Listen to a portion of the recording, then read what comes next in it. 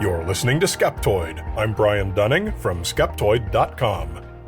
Maury Island, the government's alien artifacts. Skeptoid listeners may recall episode number 486 on the history of flying saucers, which opened with the tale of Kenneth Arnold, a private pilot who reported a string of 9 saucer-like objects near Mount Rainier in Washington state in 1947. Famously, it was the first time they were called flying saucers in print. Arnold had his 15 minutes of fame and was well known in the nation's newspapers as the pilot who saw the flying saucers. And those 15 minutes are usually where Arnold's story ends. But if we dig a little bit deeper into UFO mythology, we find that it has a lesser-known Chapter 2. For just a few short weeks later, while his flame of UFO celebrity was still burning hot, Arnold found himself thrust into the middle of a totally different UFO encounter. And that event had ties to today's UFO news. While today's alien visitation enthusiasts salivate over Pentagon UFO offices and claims of long overdue technical analysis of recovered alien materials, we find that among the materials mentioned are some that Kenneth Arnold personally handled and examined so many decades ago.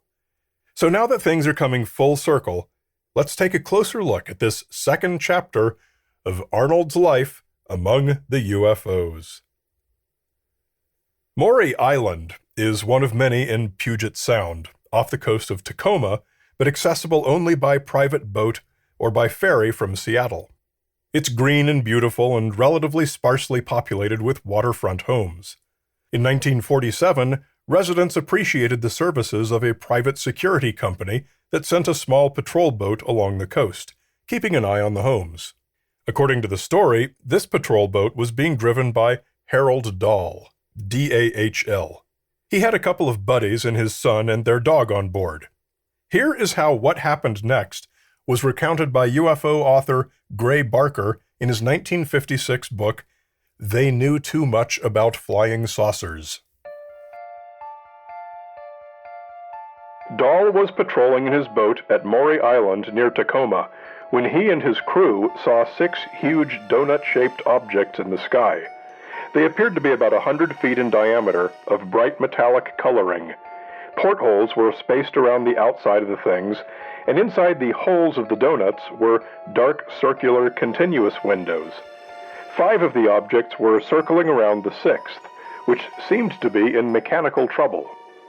Suddenly they heard a muffled explosion, and the 6th object discharged a great quantity of metallic residue, something like lava rock, which fell all around them. Some of the fragments hit the boat, causing considerable damage. One of them killed a dog, and another injured Dahl's son.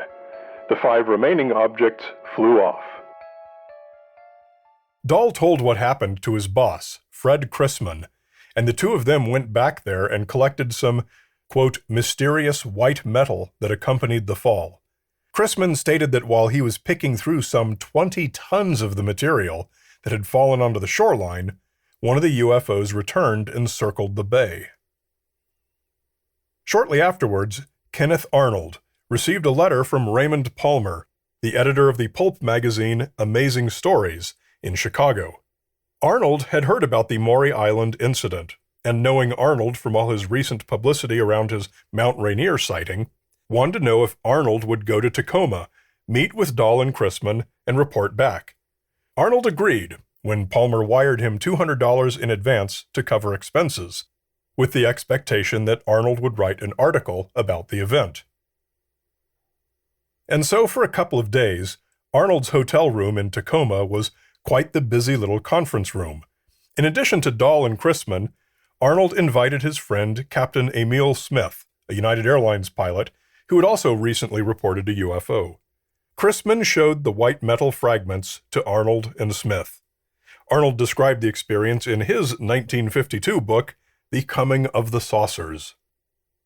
Both Smith and I would grant that it was very light, but no more than the ordinary aluminum which certain sections of all large military aircraft are made of.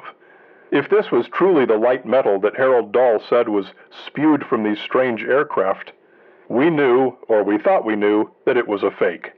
We had seen hundreds of piles of this stuff in salvage dumps many places throughout the United States, where surplus Army bombers had been junked. Despite being less than impressed by the alien artifacts, Arnold saw no reason not to bring in some more heads. As a result of his own highly publicized sighting, he'd gotten to know two Air Force investigators, Lieutenant Frank Brown and Captain William Davidson, who were based at Hamilton Field in California, about 1,000 kilometers south. Brown and Davidson jumped into a B-25, as one does, and flew themselves straight up to Tacoma, landing at McCord Field. Brown and Davidson interviewed Dahl and Chrisman and collected some of the debris to take back with them. And that is where the story likely would have ended, except that fate was about to deal it a very unfortunate hand. At 2:12 a.m. on August 1st, Brown and Davidson took off in their B-25 to return to Hamilton Field. 18 minutes later, the left engine caught fire and filled the cabin with smoke. Two other men on board, the crew chief, Sergeant Matthews, and an Army man hitching a ride, bailed out safely with parachutes. But Brown and Davidson were not so lucky.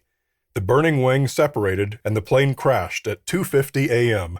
near Kelso, Washington, killing both men. The plane crash made the news that same day.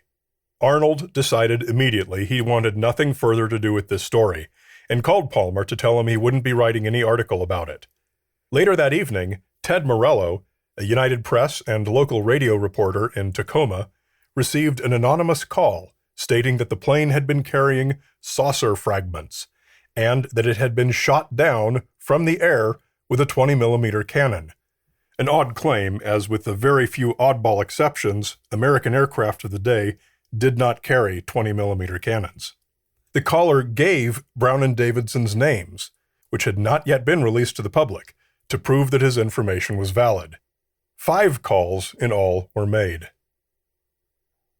Arnold stayed around long enough for Chrisman to fulfill one final promise, to show him and Smith the patrol boat that had been so heavily damaged by the tons of falling debris, and also show them photos he claimed Dahl had taken of the 6 big UFOs. Chrisman said he couldn't find the photos, and that he must have, quote, taken them up to his mountain cabin. Arrived at the boat, Arnold and Smith were shown a small gray fishing boat completely unlike the patrol boat Chrisman had described. It did appear to have a few small surface patches, but again, nothing like the dog-killing destruction given in the story. And predictably, they couldn't go out in it because Chrisman's mechanic was having trouble with the engine.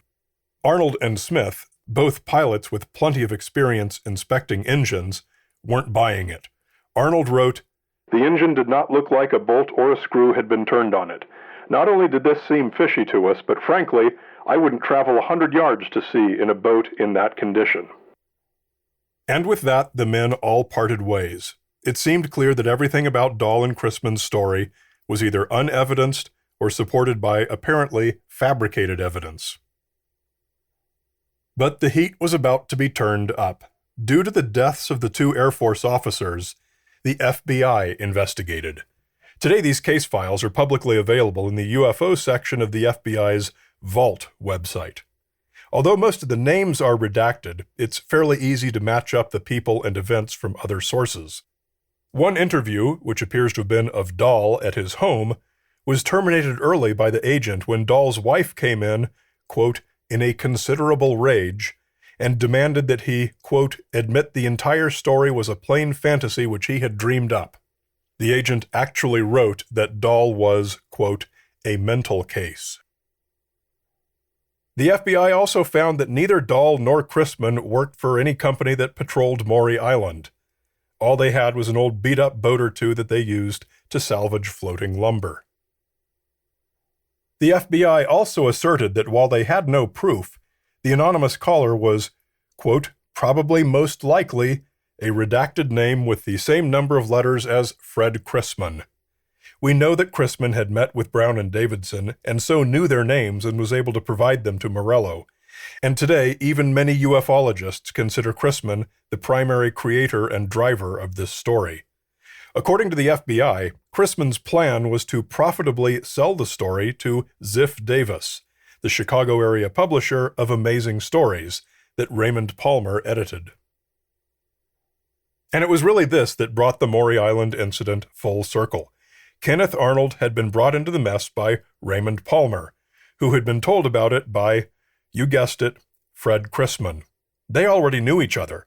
Chrisman had been on quite a roll with Amazing Stories.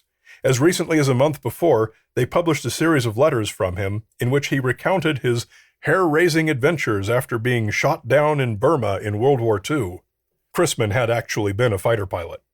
He and a companion found themselves in a cave, armed with submachine guns, like pilots, and doing battle with strange, invisible creatures. In later years, Chrisman hosted a late-night conspiracy theory radio program in Tacoma, and he floated enough claims about having connections to the JFK assassination that he was actually subpoenaed in the trial of Clay Shaw, who was charged with conspiring in the assassination. It was even Chrisman who had suggested to Palmer that they bring in Kenneth Arnold, whose celebrity would lend tremendous publicity value to their story. We'll leave the final word on the Maury Island incident to Edward J. Ruppelt, the Air Force officer who had been the head of Project Blue Book. Upon his retirement from the program, he wrote a 1956 book titled The Report on Unidentified Flying Objects, in which he called this case, quote, the first, possibly the second best, and the dirtiest hoax in the UFO history. Ruppelt had been able to add one final detail that many other writers hadn't been privy to. When Brown and Davidson returned to McCord Field to head home, they met with the intelligence officer at McCord. They told him they left so soon because they had quickly determined the entire thing was a hoax.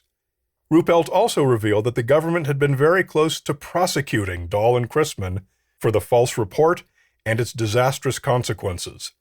The only reason they didn't is that they'd done nothing more than try to prank a UFO publisher, and it wasn't their fault that Arnold had called in the Air Force and the guys died in a crash. And so, we are still left without any alien artifacts to test. Maybe we will one day, but history tells us it's very unlikely to come to us via the UFO community.